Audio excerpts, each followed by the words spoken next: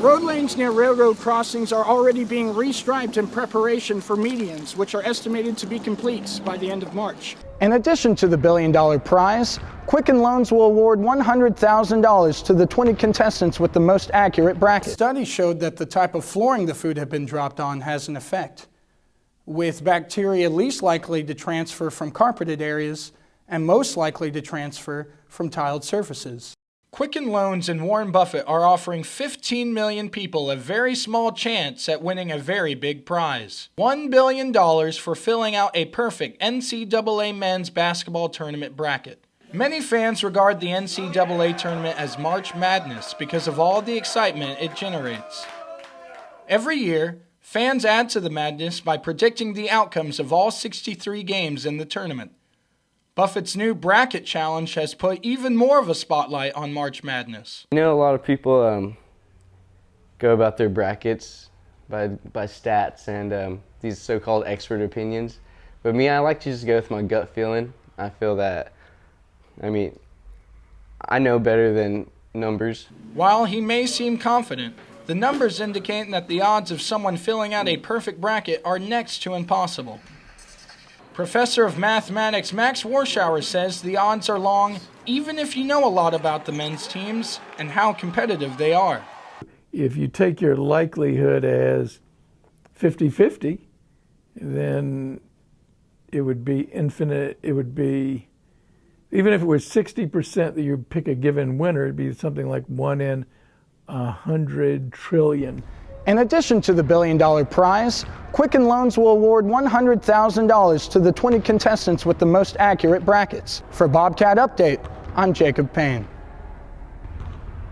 Many San Marcos residents have long been looking forward to hearing less of the thundering roar of passing trains. That day is nearly here. The Federal Railroad Association plans to establish quiet zones at 26 railroad crossings in the city. These zones will help reduce noise by prohibiting trains from routinely blasting their horns as they approach railroad crossings. This news comes just in time for one Bobcat Village resident who says the trains had started to become a problem. Yeah, it kind of has. Like when it's like 2 a.m. and they come by and you're trying to sleep or study, it's really loud. The quiet zones can be created only after safety upgrades are completed to all 26 crossings. These upgrades include the construction of medians to prevent drivers from bypassing caution arms once they are lowered. Project manager Janae Ryan says that improved safety has always been the first priority. Safety is a #1 concern. That's why we go out there with FRA and with UPRR, that's the Federal Railroad Administration, and Union Pacific Railroad, and we go out to every single crossing and say, okay, what safety improvements do we need to make here? Road lanes near railroad crossings are already being restriped in preparation for medians, which are estimated to be complete by the end of March.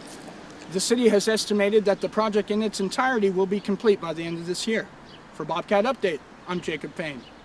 Research at Britain's Aston University offers some support for the theory that food picked up just a few seconds after being dropped is less likely to contain bacteria than if it is left for longer periods of time. The findings suggest there may be some scientific basis to the 5-second rule, the urban myth about it being fine to eat food that has only had contact with the floor for 5 seconds or less. Although people have long followed the 5-second rule, there hadn't been any scientific inquiry into whether it was true or not. I waited 5 minutes for a piece of pizza and I got it out of the oven and it fell right on the tarmac of where 2 million people walk a day. And I looked at it, it was 10 seconds into it, I was like, I don't care, and I got it, I'm still here. Professionally, I've lost probably about $20, $30 in food that's fallen on the ground and it gets thrown away.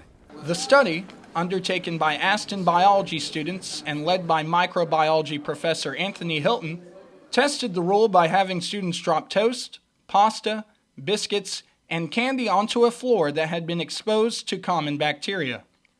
They then measured how much of the bacteria transferred when it was left on the ground for durations ranging from 3 to 30 seconds. The results found that food left on the floor for less time is indeed exposed to fewer bacteria. Despite this discovery, there are those who refuse to take any chances. I wouldn't eat food off of any floor. I think it's gross.